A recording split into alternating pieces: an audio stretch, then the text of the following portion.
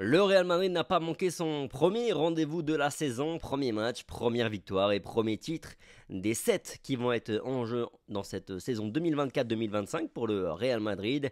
Et donc on va revenir tranquillement sur cette partie à travers notre revue de presse. La fête commence à la une de Marca, le Real Madrid devient super champion d'Europe à l'occasion des débuts réussis de Kylian Mbappé qui a marqué le second but. Il a dicté la sentence du match sur une passe décisive d'un Bellingham MVP après une ouverture du score de Fede Valverde. Super champion avec Mbappé à la une de As, Vinicius et Bellingham ont réveillé un Real Madrid qui est allé conquérir sa 6e Supercoupe d'Europe et le Français a marqué lors de ses débuts. J'attendais ce moment depuis longtemps, a-t-il déclaré. A noter aussi qu'il s'agit du 14e titre pour Carlo Ancelotti sur le banc du Real et le 27e titre pour Luka Modric en tant que joueur. En France, le quotidien, le journal L'équipe, titre que ça commence fort pour ses débuts. Kylian a inscrit son premier but et remporté son premier trophée, même si la prestation n'a pas été étincelante, souligne le journal français. Dans les colonnes du quotidien Marca, la BVM soulève son premier trophée. Bellingham, Vinicius et Mbappé brillent dans ce triomphe contre l'Atalanta. L'Anglais a mené l'attaque et a résolu les doutes de la première période. Vinicius a livré une exhibition en tant que passeur et montre déjà sa connexion avec son nouveau numéro 9 qui a marqué. Dans le quotidien AS, comme dit précédemment, le Real Madrid a conquis sa 6e Supercoupe d'Europe, se détachant ainsi du Barça et de l'AC Milan, tous les deux à 5. En 10 ans, depuis 2014, c'est simple, le Real Madrid en a tout simplement pris 5, soit autant que les deux autres recordman de la compétition. La première avait été conquise par ailleurs en 2022 pour les merengues. Autre record, ceux de Luka Modric et de Carlo Ancelotti. L'Italien a égalé d'abord Miguel Munoz et ses 14 titres sur le banc du Real Madrid. Et on l'imagine assez mal ne pas aller chercher la 15e et donc dépasser le recordman en titre. En tout cas, maintenant il l'a égalé, puisqu'il reste, comme je l'ai déjà dit, 6 trophées en jeu. Quant à Luka Modric, il est tout simplement devenu le joueur le plus au plus grand et au plus beau palmarès de l'histoire du Real Madrid avec 27 trophées dans l'armoire. Il était à égalité avec Nacho avant ce match et Carvajal est juste derrière avec 26 trophées. Dans les colonnes du quotidien Marca, toujours le premier du défi suprême, en faisant référence donc aux 7 trophées en jeu cette saison. Le Real Madrid en a pris un, il en reste 6, mais ce qui va nous intéresser nous surtout, c'est là à gauche le focus réalisé sur Vinicius, mais aussi un petit mot sur Jude Bellingham.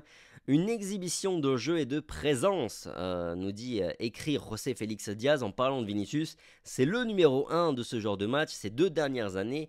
Il l'a encore démontré face à l'Atalanta, de la fantaisie, de l'imagination, et puis une passe décisive de luxe, car oui, c'est bien Vinicius qui fait 80-90% du job sur l'ouverture du score de Fede Valverde.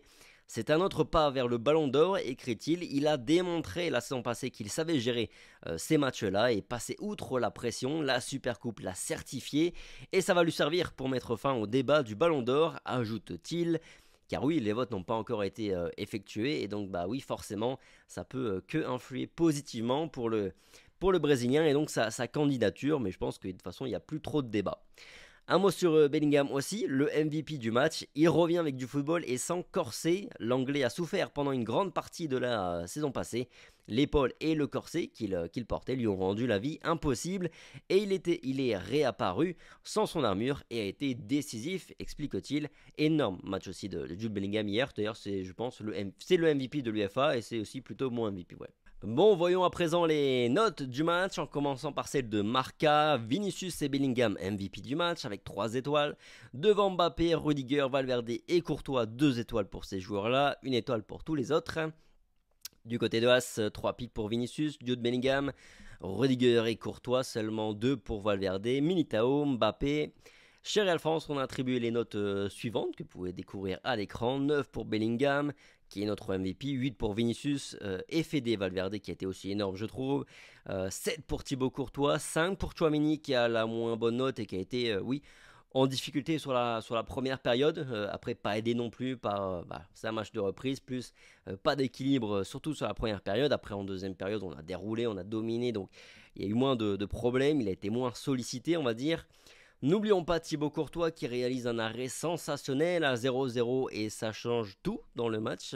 J'ai trouvé les latéraux solides, Militao mieux aussi, Rudiger impérial comme d'hab. Fede Valverde a été énorme aussi pour un match de reprise, tandis que Rodrigo et Mbappé ont été assez clairement en dessous des deux autres. En termes de production, il n'y a pas eu photo. Après, pour Mbappé, on s'en fiche un peu. L'essentiel a été réussi. Ce but et ce trophée vont d'office lui enlever un poids important sur les épaules.